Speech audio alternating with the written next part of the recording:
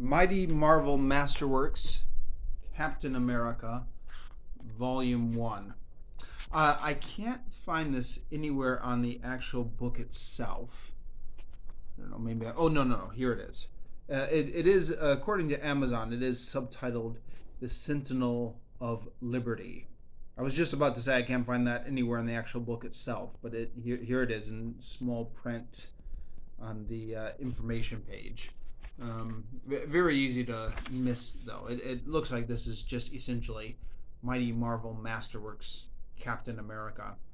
So this is a reprint of the first issues of Captain America. Now, Captain America at that time was, I guess, sharing space with Iron Man in Tales of Suspense. So he would get half the issue, and Iron Man would get half the issue. So the individual stories are often quite short, although a few of them do combine together to make a story arc, and that's why there's so many in here, starting with 1964 and going up to 1966, where it cuts off rather abruptly in mid-story arc, but then I guess you have to buy Volume 2 to see what happens. So this is part of the Mighty Marvel Masterworks line, and I reviewed one book in this line beforehand. That was this one, The Avengers, which I reviewed about a year ago. I'll link to that review in the description down below. But yeah, as I said in that review, these are reprints of the classic Marvel stories in full color in a slightly smaller version. So here for comparison is what might be the size of a normal comic book. And this is smaller. So disadvantage is the pictures are smaller. Advantage is it's more portable, easier to carry along with you, and perfectly readable. I think I don't know if it's really losing much from being in this slightly smaller format. So I'm gonna excuse me. I'm going to talk through this a little bit, give my thoughts on it, and also try and tie this in with what I know about Marvel history. Now, I should make the disclaimer right up front that I'm not an expert on this. There are tons of people on BookTube, I'm sure, that know more than me, and if I'm missing out on any key context or if I get something wrong, feel free to let me know in the comments. But I think I'm just enough of a geek to maybe give some details about the history of this. So, yeah, the history. Captain America is one of the few Marvel superheroes that predates the 1960s. So in the 1960s, Stan Lee and his collaborators, I guess most notably Jack Kirby, single-handedly created most of the Marvel heroes. But Captain America was one that they actually brought back. Captain America had been a big superhero in the 1940s, had stayed in print, I think, through most of the 1950s, but superheroes largely fell out of popularity in the 1950s. And then when Stan Lee brought superheroes back into fashion again in the 1960s, they brought Captain America back. And they actually brought him back in the pages of the Avengers. So the storyline where Captain America is frozen in ice after World War II, and he's been trapped in ice the last 20 years where he has not been aging, and he's unthawed out just as he was in World War II. That all happened in the Avengers. So if you want to read that's Captain America's origin story, kind of, or at least his origin story into the modern Marvel universe. Modern in this case meaning the 1960s one. You'll have to read that story in the Avengers. This starts off where Captain America is already in the modern world. He's already an established member of the Avengers, and this is just his first solo outing. I mean, he's sharing the title with Iron Man, but they each have their separate stories. By the way, I forgot to mention that, but apologies for all the coughs that are going to be throughout this video. I am still getting over this cold that I've had for the last several weeks. So, Captain America, a couple more key details I almost left out. Jack Kirby was actually one of the co-creators of Captain America back in the 1940s. So he was bringing back his own creation here.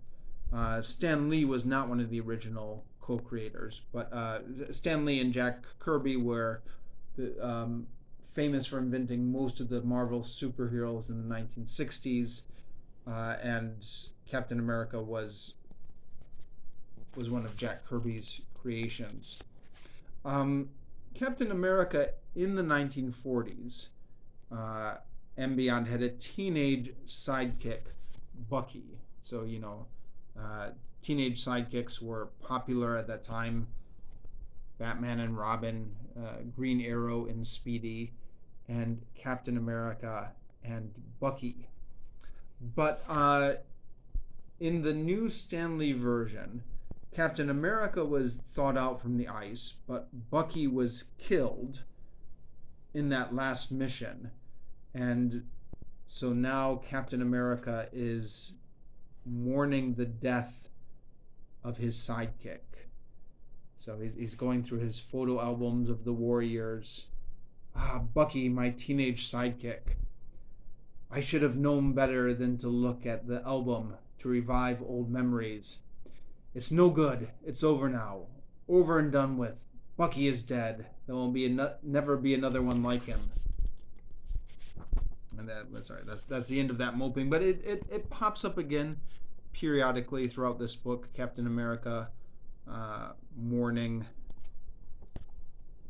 Where's the other examples? There's a few other examples here. This note is played several times over in Captain America's story. This is kind of his shtick, his thing. How he's Here he goes. I can never forget Bucky Barnes, a teenager. Blah blah blah blah blah. He's perpetually haunted by the death of Bucky. And this is what gives Captain America his angst, which was a big thing with Stan Lee. So this was Stan Lee's shtick, or one of his shticks. In contrast to DC, which had all these godlike superheroes who never had any problems, the Marvel comics were populated with superheroes who all had problems. They all had some sort of angst, some sort of emotional hook that was supposed to catch the reader on the soap opera. And so Captain America's hook, his angst, was how he never got over his teenage sidekick who died even though he survived. His other angst is being 20 years out of time. So the fact that he lost 20 years while he was frozen in the ice, and then he wakes up to a strange new world. And if you've seen the Avengers movies or the Marvel Cinematic movies, and everybody has, I guess, that is very familiar. Although because time has advanced now since the 1960s, it's not 20 years he's lost anymore. It's like 70 years he's lost. But originally it was just 20 years he lost.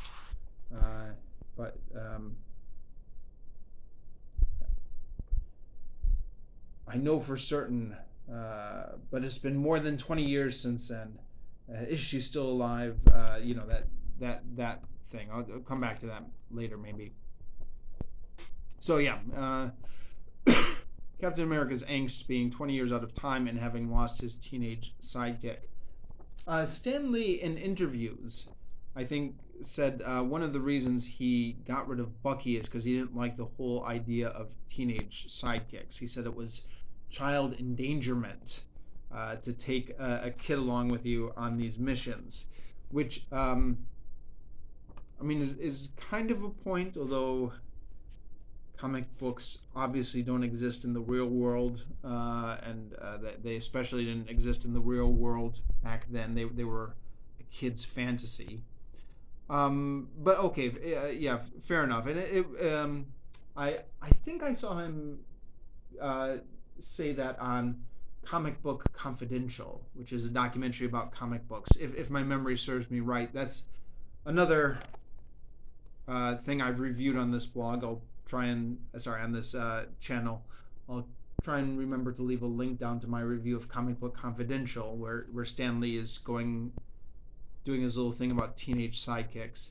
Steve Donahue said this was something that he repeated several times in many interviews. Steve Donahue says it was his way of taking a side swipe at the competition, being DC with Batman and Robin, who were figuring prominently all throughout these years in the pop culture, of course. So if that's Stan Lee's justification for getting rid of Bucky, it makes it a little bit strange that so many of these issues prominently feature Bucky, because a lot of these issues are going back to Captain America's glory days in World War II, in which he and his sidekick Bucky are fighting side by side. So certainly in these issues with Stan Lee's name on them, Captain America is actually taking Bucky along and doing the child endangerment, even though these are supposed to, these are flashbacks within the timeline, but still these are stories that Stan Lee is writing. So there goes the justification for teenage sidekicks being child endangerment. But yeah, we'll get to those in a bit. Let me back up here.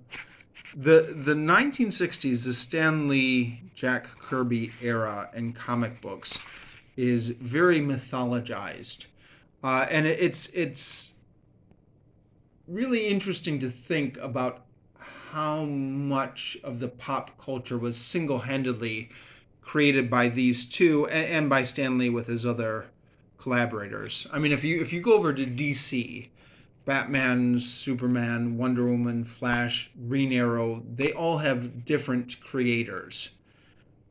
But if you go over to Marvel, everything was created by Stan Lee.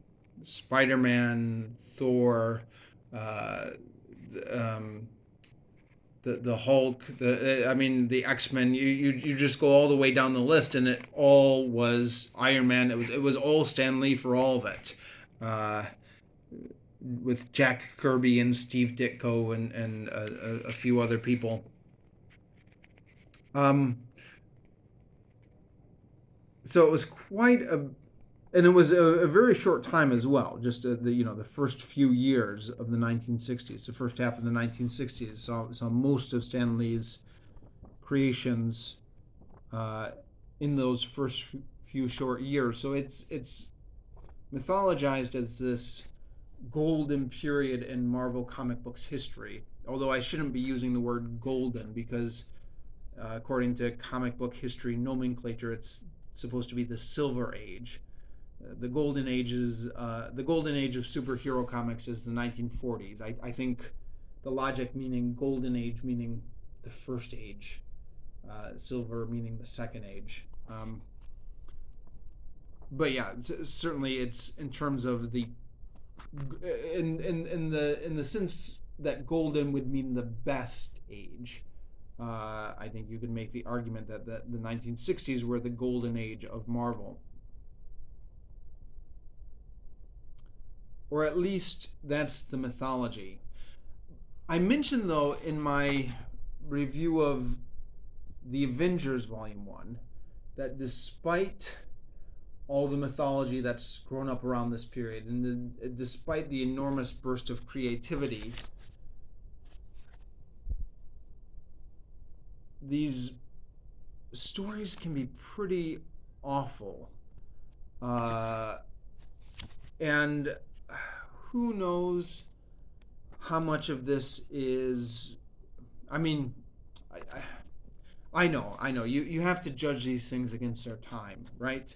So a lot of what strikes me as boring nowadays may have been really exciting back in the early 1960s, because maybe that was the first time a lot of these things were being done that now seem as cliche. And I guess you also have to remember that comic books then were written for a younger audience, so how would an 8-year-old in the 1960s have reacted to this? They probably would have loved it, huh? I'm judging it, of course, in 2023 as a 45-year-old man, so yeah. So you do have to keep that in with a grain of salt. But comic books over the years have gotten better, more sophisticated, more capable of being read by an adult. So when I read something from the 1990s or 2000s or something, I do find it much more palatable. Whereas this, even though this is from the highly mythologized period of Jack Kirby and Stan Lee, is pretty unreadable. I mean, I did read through it all, but it was a bit of a slog. And if you've been following me on my weekly reading vlogs, and I'll link all of those in the description down below, it took me forever to read through this. Now, partly that was because I was busy. Partly that was just because it's just a bit of a slog to read through this. So, I mean, look at this. Here's the issue. You can see there's, first of all, so much exposition. Talk. And then the first issue is Captain America is in his apartment at home alone, and he gets attacked by a group of guys. And so he just fights against a group of guys. And the fight scenes are not great. It's I really, with, again, I know Jack Kirby is heavily mythologized, but I feel like I have a hard time following the physics of what's actually going on in these fight scenes. Like what's happening here? This is some sort of move. This actually comes up a lot here, where I think that this is something Jack Kirby likes to do. There's images of Captain America flying through the air, hitting somebody, but it's really not clear where he's getting his leverage from. Let me see if I can find a good example. It's all over this book. Of course, now that I'm looking for it, I'm not going to be able to find it. Yeah, here we go. So here he is, the legs are flying through. He's kicking, but what is he, just hovering in the air there? Is he grabbing onto something? There are all these panels where he's just, yeah. Here's another one. All these acrobatic panels where they're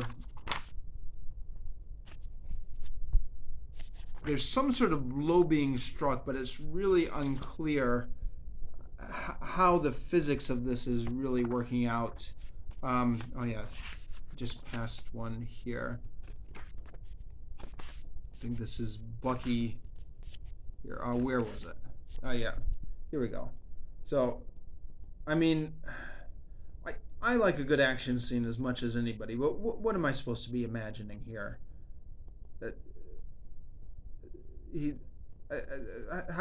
How does this work? He jumps up in midair and then does the splits in midair, and it's just really. I don't really find these action scenes exciting. I just find them rather bizarre and confusing. So yeah. Anyways, the first one is a group of guys attack him. There's some rather bizarre action panels in which the connection between what happens in one panel and what happens in the other panel isn't exactly clear, and the whole physics of the thing is a little bit confusing, or just the whole bodily movement is a bit confusing. But then Captain America emerges victorious. And then the next story, which is virtually the same thing. There's a group of guys who attack Captain America, a few action panels, and then he's victorious. And then actually we have something that's interesting just because of how dated it is. Captain America fighting the Vietnamese. I guess this was during the Vietnam War, and this was the period of the Vietnam War before the Vietnam War became unpopular. Now, years ago, I read the early Iron Man editions. I think that was one of the Marvel Essential books I stumbled across at a book exchange once. And Iron Man, I remember that as being so much of a Cold War polemic. Like, all of Iron Man's adversaries were communists from China or from Vietnam or from the USSR. Here in Captain America, it just shows up for one issue while he's fighting the Vietnamese. And Iron Man, I remember it being relentless, like, hey kids, remember everyone from a communist country is your enemy type propaganda. I don't know, maybe I'm misremembering it. But yeah, it's seems to be fairly obvious that Stan Lee and his collaborators did very little research into Vietnam. Maybe that's typical of all of America during that war. So Captain America is fighting a big sumo wrestler in Vietnam. The General, a giant sumo wrestler I never suspected. It is through my own humble prowess as sumo wrestler that I attain the most exalted title, which now graces my lowly name. Now, of course, if you know anything, you know that sumo is not Vietnamese. But yeah, they seem to be just mixing everything Asian here under that. But then we get another story in which there's a whole group of people who gang up against Captain America. What is going on here? What is this? I mean, what action is this picture meant to be conveying here? This is a perfect example of what I was talking about earlier.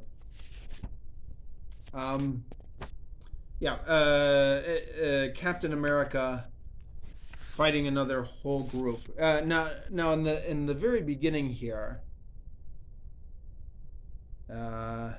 they do kind of acknowledge that this is the same story over again. So remember Ish 60 when Cap thought he was giving a physical fitness demonstration and he didn't suspect he was really fighting a bunch of assassins?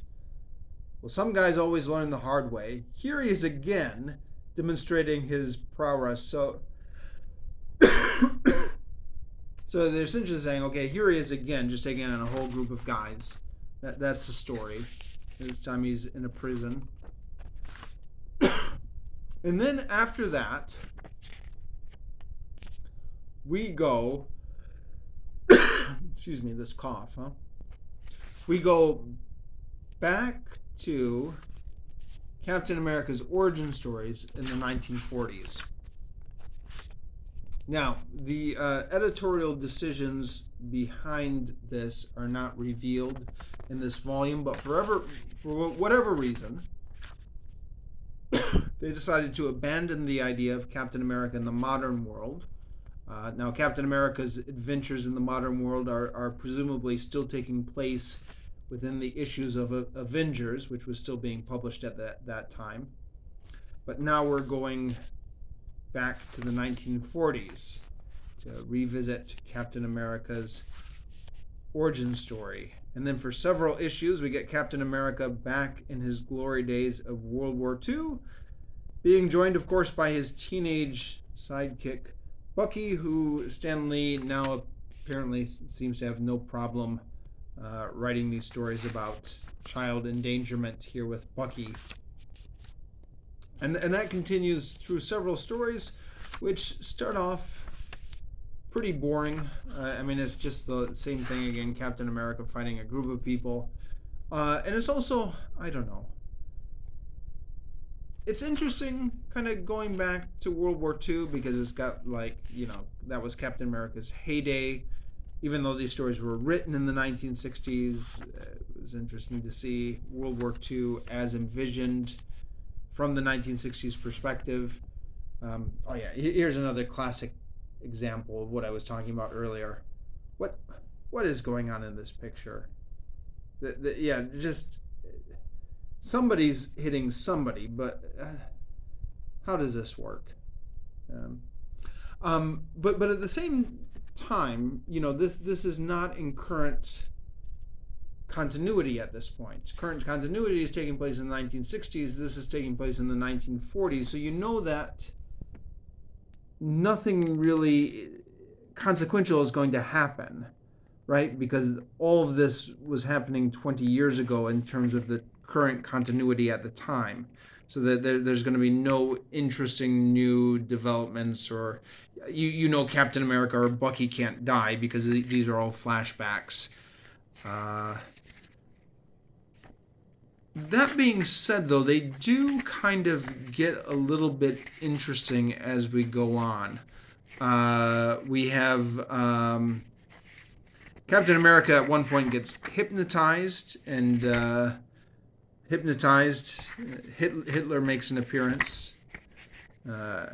Hitler wants revenge on Captain America for that famous punch that Captain America gave him. Captain America is hypnotized, brought under Hitler's control, and he's going to assassinate an Allied general, but he just can't bring himself to do it, even though he's hypnotized. I don't know. It's a pretty stupid story. But then things get like a little bit fun in kind of a pulpy way. There's a top secret weapon which dissolves things, which Captain America is involved in. And then there's an evil Nazi castle. So now we're getting into kind of like classic pulp iconography. And so that's a little bit fun, just having... I mean, if you're going to do World War II, the thing with Nazis in World War II actually is it's a serious thing, right? It's a real tragedy, and it's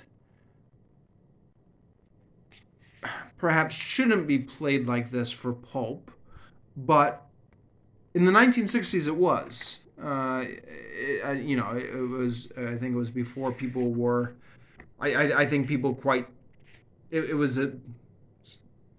Sorry, I'm not quite sure of what I want to say here, but it was in the culture at that time to have World War II as a background for pulp fiction adventure stories, and in a way that perhaps would not be acceptable today, although Quentin Tarantino certainly paid homage to this genre with, what was that movie? Inglourious Bastards.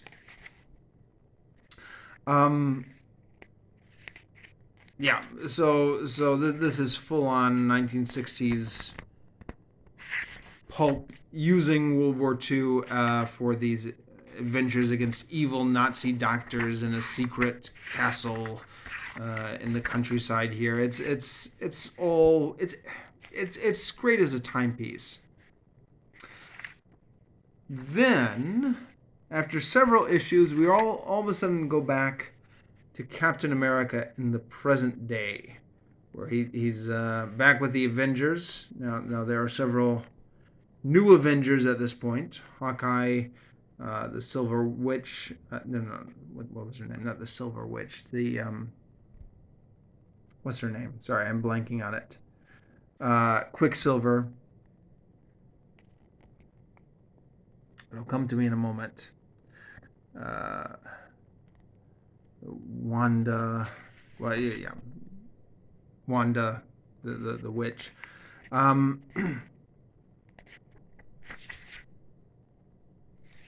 Yeah, still has his angst over the death of Bucky. Why the Hamlet Act, Wanda? Happened more than 20 years ago. He ought to be over it by now. He'll never be over it. I've heard him blame himself for his younger partner's fate. So again, this is the standard shtick, so it comes up a lot. Yeah, here's another classic example of the feet swinging up and knocking the Nazis down. But what exactly is? Okay, actually, sorry, he is hanging on to something here, isn't he? But in a lot of these ones, it's not clear what he's leveraging himself on. So there's another brief. Oh, right. Sorry.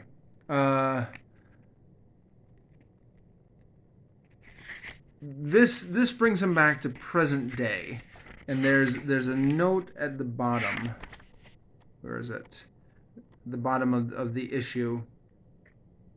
As you may have probably realized by now, this tale is being presented in answers to your request for more stories of America's Red, White, and Blue Avenger in the present. So we're done with the World War II flashbacks. He's back to the present day, except this issue also relies on a World War II flashback of the Red Skull, saying that there's 3 sleepers who will arise 20 years from now, and now the sleepers are arising.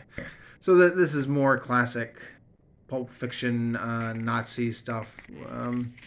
He's got to fight these robots, which are the Third Reich's sleeper agents. And these robots just strike me as classic 1960s robots, or maybe even 1950s. Right? This is how robots were portrayed in that time. Look at this. But the interesting thing, I'd always assumed that robots were portrayed in this very minimalist style because they didn't have the budget for it in movies, right? They were just cheap movie props. Here it's a comic book, so you can draw whatever you want, but they're still drawing them as these incredibly clunky. I guess that's just the way people conceived of robots back then. So yeah, the various sleeper agents that get awakened. Again, kind of good fun. And then Captain America battles Batroc for a couple issues, who's like this French gymnast, and he seems to be a very colorful adversary. He speaks in cliches of what you would imagine a French person to say, like always putting in these all these French phrases which would be recognizable to the average person who didn't know any French. But that's the kind of thing you sign up for when you get a 1960s pulp comic book, huh?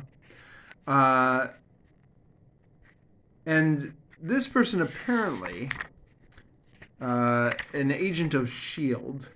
And then this leads into another flashback.